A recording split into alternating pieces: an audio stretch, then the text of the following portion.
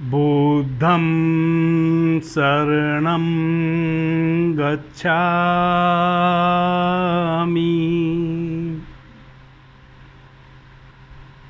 संघं शरणं गच्छामि,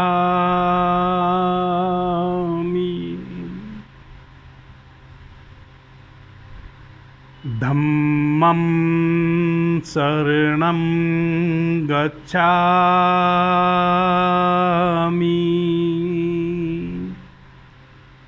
मित्रों, आज बुद्ध पूर्णिमा का दिन है।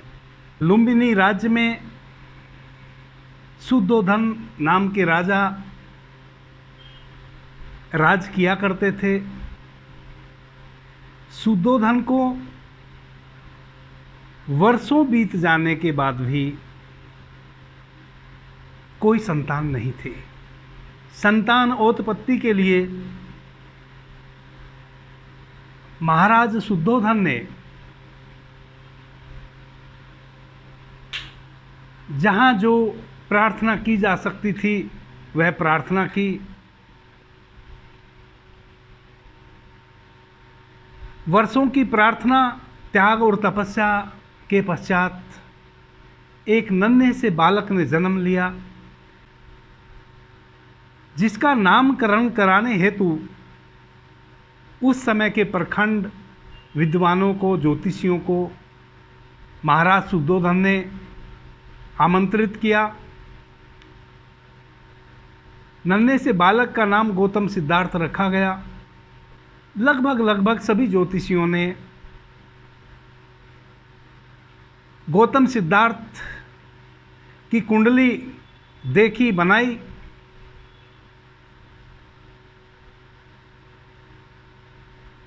और सभी का लगभग एक ही मत था कि या तो यह बालक पूरी पृथ्वी पर राज करने वाला चक्रवर्ती सम्राट बनेगा,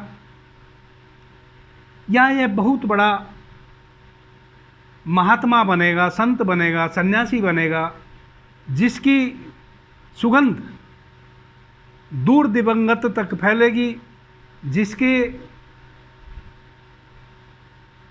होने मात्र से चारों दिशाओं में एक विशेष खुशबू फैल जाएगी, और जो भी सत्य के जिज्ञासु हैं उनको सत्य पथ पे ले जाने का कार्य यह बालक करेगा। लेकिन तभी एक असिता नाम के सन्यासी, जो कभी बस्ती में नहीं आया करते थे, दूर जंगल पहाड़ी पे रहते थे, उनका आगमन हुआ और उन्होंने शुद्धोधन से कहा कि भाई, आपके घर में जो बालक जन्मा है, मैं उसके दर्शन करना चाहता हूँ। असिता कभी भी नगर या ग्राम में प्रवेश नहीं करता था। शुद्धोधन को घोर आश्चर्य हुआ कि असिता जैसा संत मेरे घर पे पधारे, आप आदेश भिजवा दिए होते, मैं बालक को स्वयं लेके चला आता। असिता बोले कि नहीं, मेरे पास इतना समय नहीं था, और ऐसे महान विभूति के दर्शन करने के लिए तो स्वयं ही चल के आना चाहिए। शुद्धोधन ने कहा कि महाराज, यह आप क्या कह रहे हैं, यह तो साधारण सा बालक है। असिता ने कहा कि तुम तनिक भी देर मत करो, मैं उस बच्चे के दर्शन करना चाहता हूं। और उस नन्हे से बालक बुद्ध को, जिसकी उम्र अभी 24-25 घंटे की ही है, शुद्धोधन असिता के सम्मुख लाए और उस नन्हे से बालक के नन्हे नन्हे पैरों में उस समय के महान संत असिता ने अपना माथा उस नन्हे से बच्चे के चरणों में रख दिया। शुद्धोधन बोले कि महाराज, ये क्या आपने कर दिया, कहाँ आप और कहाँ यह नन्हा सा बालक, ये तो आपने पाप चढ़ा दिया। आपने इस नन्हे से बालक के चरणों में अपने माथे को क्यों रखा? असीता ने कहा कि तुम इस नन्हे से बालक को अपने बेटे के रूप में एक साधारण बच्चा समझ रहे हो, लेकिन मैं इस बच्चे की वह संभावना समझ रहा हूं जो आज से 25 साल बाद, जब यह बच्चा इनलाइटेड होगा और उस समय जो इसकी खुशबू महकेगी, दूर दिवंगत तक इसकी सुगंध फैलेगी, प्रत्येक सत्य मार्ग पे चलने वाला इसका अनुसरण करेगा। लेकिन चूंकि मैं उस समय तक जीवित नहीं रहूंगा, इसलिए मैं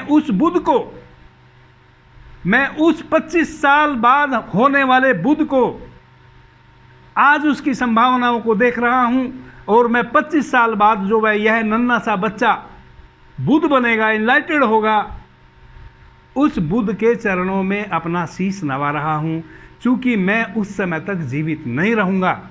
शुद्धोधन बड़े चिंतित हुए।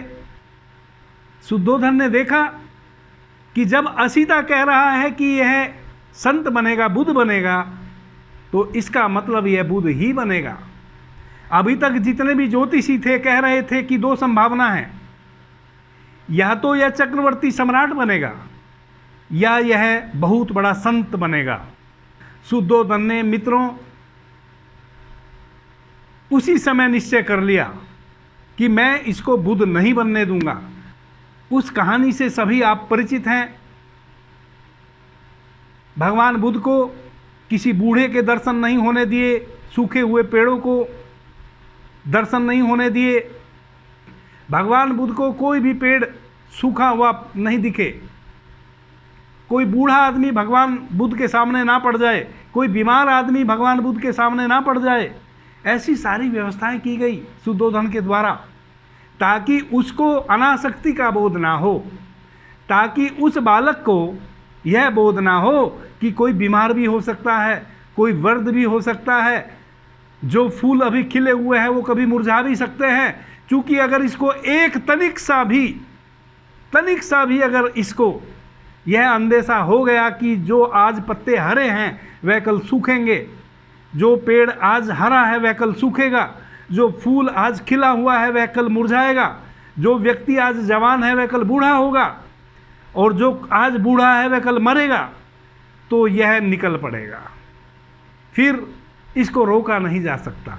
शुद्धोधन ने सारे प्रयास किए, लेकिन चूंकि असीता तो महान संत था, उसने तो सारी संभावनाओं को देख लिया था, इसलिए उस घटना को होने से रोका जा नहीं सकता था। इस आधी पृथ्वी का पैदल भ्रमण किए, जितनी भी साधना की पद्धति हो सकती हैं सभी साधना की पद्धतियों से गुजरे, और फिर एक दिन गौतम बुद्ध बने।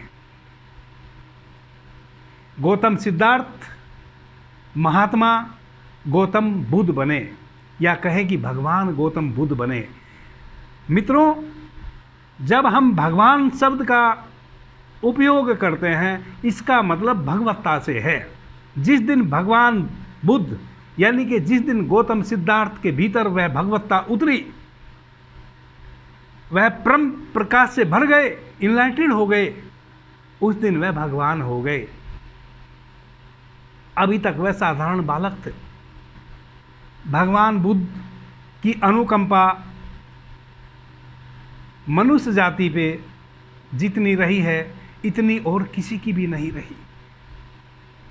2 महान संत हुए हैं इस पृथ्वी पे, भगवान गौतम बुद्ध और गुरु गोरखनाथ। ऐसे तो अरबों खरबों संत महात्मा ज्ञानी ऋषि मनीषी अपना अपना आके समय समय पे योगदान दिए हैं। जितनी महती भूमिका अध्यात्म के क्षेत्र में जितने लोगों को भगवान बुद्ध ने जगाया, उनके दुख हरे, और गुरु गोरखनाथ जी ने जगाया, उतना इस पृथ्वी पे किसी ने भी नहीं जगाया। भगवान राम और कृष्ण भी बहुत पीछे रह गए इस मायने में, जागृति के मामले में। वह एक अलग आयाम में आए। ऐसे तो भगवान बुद्ध को भी भगवान विष्णु का ही अवतार माना जाता है। भगवान बुद्ध के मानने वाले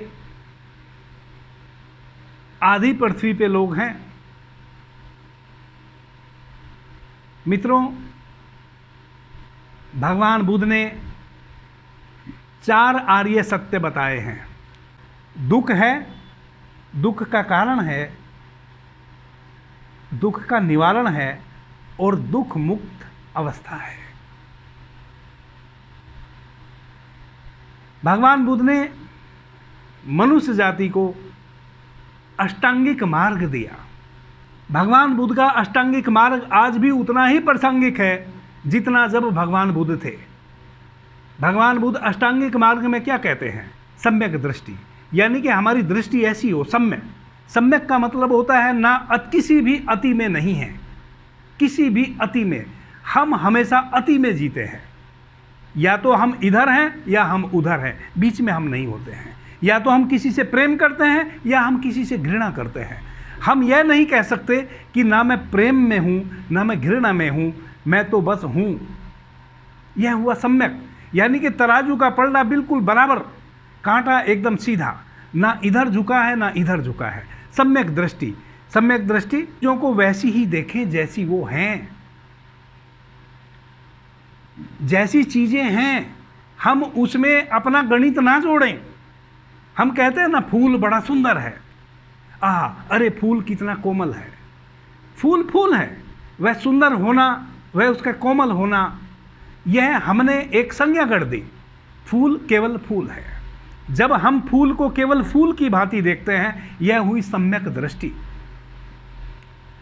सम्यक संकल्प, किसी भी प्रकार की अति नहीं, यानी कि ऐसा नहीं कि आज मैं फला कार्य करके ही रहूँगा। नहीं नहीं, सम्यक संकल्प का मतलब है आज मैं फला कार्य करने की पूरी कोशिश करूँगा। यह हुआ सम्यक संकल्प। सम्यक वचन। सम्यक वचन यानी कि ऐसा नहीं कि कुछ भी बोल दिया।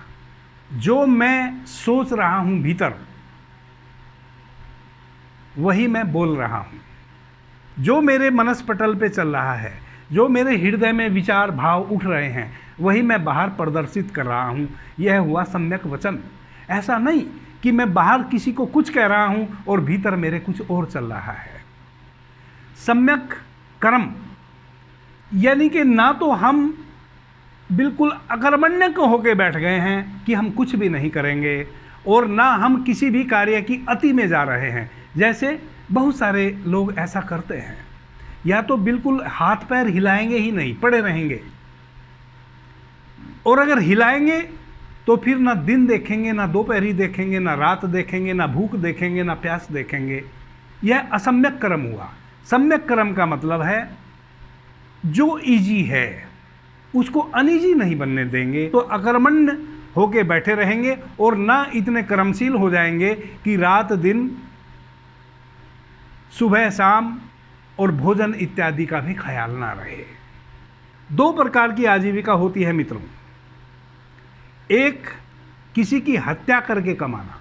जैसे मांस बेचने वाले लोग मांस मछली बेचते हैं, उस जानवर की जीव की हत्या करते हैं, फिर उसको टुकड़े टुकड़े में बेचते हैं। यह असम्यक आजीविका है। आपकी आजीविका के कारण किसी को अपनी जान से ही जाना पड़ रहा हो, यह भी असम्यक आजीविका है, और घोर असम्यक आजीविका है। सम्यक आजीविका, मैं जो प्राप्त कर रहा हूँ, मेरे प्राप्त करने में दूसरे का भी लाभ छिपा हो। सम्यक व्यायाम, यानी कि व्यायाम करने का मतलब है शरीर को स्वस्थ रखना, और शरीर की जो प्राकृतिक गैस्चर है, जो हमारे शरीर का प्राकृतिक ताना बाना है, उसमें लेस मात्र भी कोई चेंजिंग ना आना। ऐसा नहीं कि जिम के माध्यम से ये सब आर्म्स बना लिए, डोले बना लिए, ये गर्दन ऐसे बना लिए, ऐसे चले छाती निकाल के। यह शरीर के साथ बलात् चेष्टा है, अत्याचार है, जो हमारे शरीर को अधिक दिनों तक स्वस्थ रख सके और हमारे शरीर पे जिसको करने से किसी भी प्रकार का दुष्प्रभाव ना हो, या हमारे शरीर को उस व्यायाम को करने के समय जब हम उस व्यायाम की पद्धति से गुजर रहे हों तब हमारे शरीर में किसी भी प्रकार का लेस मात्र भी तनाव ना हो। यह हुआ सम्यक व्यायाम। यानी कि अब मैं अपनी उंगलियों को ऐसे चला रहा हूँ, यह एक व्यायाम की पद्धति है। अब मैं ज़बरदस्ती अपनी उंगलियों को धागे से बांधूं और उसमें 10 किलो वजन लटका के फिर इसको मैं ऐसे करूं, यह असम्यक है। इससे मेरे शरीर का गैस्चर बदलेगा, यानी कि मेरे शरीर की जो प्राकृतिक संरचना है वह विकृत हो जाएगी। और जब मैं अपने शरीर की प्राकृतिक संरचना को खो दूंगा तो फिर ना मेरी वाणी सम्यक हो सकती है, ना मेरी आजीविका सम्यक हो सकती है, ना मेरा कर्म सम्यक हो सकता है। यानी कि सब कुछ मेरा असम्यक हो जाएगा। अगर हम एक किसी चीज़ में भी असम्यक हो जाते हैं तो हम सारी चीज़ों में असम्यक हो जाते हैं। सम्यक स्मृति, सम्यक स्मृति का मतलब हुआ मित्रों मानसिक रूप से सही सोचना, कि अपनी बुद्धि में, अपने मन में असम्यक विचारों को उत्पन्न नहीं होने देना। असम्यक विचार क्या है? हम अनावश्यक विचारों को अपने भीतर उत्पन्न ना होने दें। अनावश्यक विचार क्या है? किसी के विषय में गलत सोचना, बुरा सोचना, किसी का अहित के विषय में सोचना, यह है असम्यक स्मृति। सम्यक स्मृति क्या है? शुभ शुभ सोचना, स्वयं के विषय में भी और दूसरों के विषय में भी।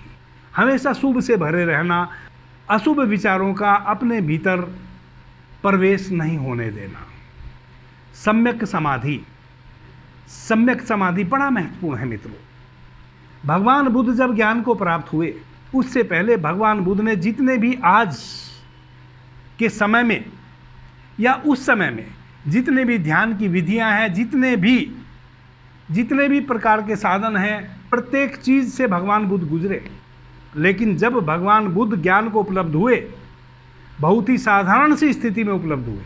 वह साधारण सी स्थिति थी सुहासन की स्थिति। यानी कि भगवान बुद्ध जब ज्ञान को उपलब्ध हुए, भगवान बुद्ध जब इनलाइटेड हुए, भगवान बुद्ध जब भीतर परम प्रकाशित हुए, भगवान बुद्ध जब सिद्धार्थ गौतम से गौतम बुद्ध बने, बहुत ही सहज ध्यान की विधि से बने। वह सहज ध्यान की विधि है विपस्सना, आती जाती श्वासों को देखना। जब हम अपनी आती जाती श्वासों का अवलोकन करते हैं, जब हम भीतर आती श्वास बाहर जाती श्वास के प्रति सजग रहते हैं, होश से बढ़ते हैं, तब एक समय वैसा आ जाता है कि हम दो श्वासों के बीच में जो गैप होता है उस गैप में प्रवेश कर जाते हैं और परमात्मा में प्रवेश कर जाते हैं। यह है सम्यक समाधि। मित्रों, यह अष्टांगिक मार्ग भगवान बुद्ध का आज भी उतना ही प्रासंगिक है भगवान बुद्ध के समय जितना था। भगवान बुद्ध ने इस अष्टांगिक मार्ग को ही समझाया है अपने पूरे जीवन, और इसी अष्टांगिक मार्ग का अनुसरण उस समय करोड़ों लोगों ने किया। भगवान बुद्ध जिस चेतना के मालिक थे उसी चेतना के मालिक करोड़ों लोग उस समय बने। कितने लोग हैं? पूर्ण काश्यप कितने लोग हैं? आज भी पूरे विश्व में भगवान बुद्ध की विपස්සना की उस विधि पे अष्टांगिक मार्ग का अनुसरण करता है, और ना जाने आज भी कितने लोग उस बुद्धत्व को उपलब्ध हो रहे हैं, परम प्रकाश से भर रहे हैं, इनलाइटेड हो रहे हैं। मित्रों, भगवान बुद्ध के अंतिम वचन हैं अपदीपो भव, अपने दीपक स्वयं बनो। जब भगवान बुद्ध अंतिम श्वास ले रहे थे तब भगवान बुद्ध के बड़े भाई थे आनंद, जो उनके सेक्रेटरी भी थे उस समय के। तब आनंद ने पूछा कि भगवान, मैं तो समझता था कि कभी भी आपसे ज्ञान की दो बातें पूछ लूँगा और उसका अनुसरण कर लूँगा और मैं भी परम प्रकाश से भर जाऊँगा, तो मैं तो आप मेरे पास सर्वाधिक अवेलेबल थे, इसलिए यह सोचता था कि कभी भी आपसे पूछ लूँगा, और मैं तो दूसरे ही कार्यों में लगा रहा, मैं तो मैनेजमेंट में ही लगा रहा सारी ज़िंदगी। लेकिन अब तो आप जा रहे हैं, अचानक आप इस शरीर को त्याग के हमें छोड़ के जा रहे हैं, मेरा क्या होगा? मैं तो खाली रह गया, मैं तो वैसा का वैसा ही रह गया। सारी दुनिया आपके पास आके परम प्रकाश से भर के चली गई। कितनी कलियां आपके नियरेस्ट आके, आपके निकट आके चटकी और फूल बनी, लेकिन मैं तो खाली का खाली रह गया। भगवान बुद्ध ने कहा, अप दीपो भवः, अपने दीपक स्वयं बनो। किसी और के दिए के सहारे कब तक यात्रा करोगे? अपने दीपक स्वयं बनो। यह भगवान बुद्ध का अंतिम वचन था मित्रों, अंतिम वचन। भगवान बुद्ध के हम सदैव ऋणी रहेंगे। उनका ऋण हम इस जन्म में तो नहीं चुका सकते हैं। मित्रों, आप सभी को भगवान बुद्ध के इस जन्म दिवस की पूर्णिमा, बुद्ध पूर्णिमा की बहुत बहुत शुभकामनाएं। मेरा भगवान से प्रार्थना है कि आप सभी के भीतर भी, आपकी कली भी चटके, आपके भीतर भी वह परम प्रकाश फैले जो भगवान बुद्ध के सानिध्य में लाखों करोड़ों लोगों के भीतर उस परम प्रकाश की रोशनी फैली। अभी के लिए इतना ही। आपने मुझे ध्यान से, प्रेम से सुना, उससे मैं बहुत अनुग्रहित हूँ। सभी मित्रों को मेरा प्रणाम, धन्यवाद। नमो बुद्धाय, नमो बुद्धाय, नमो बुद्धाय।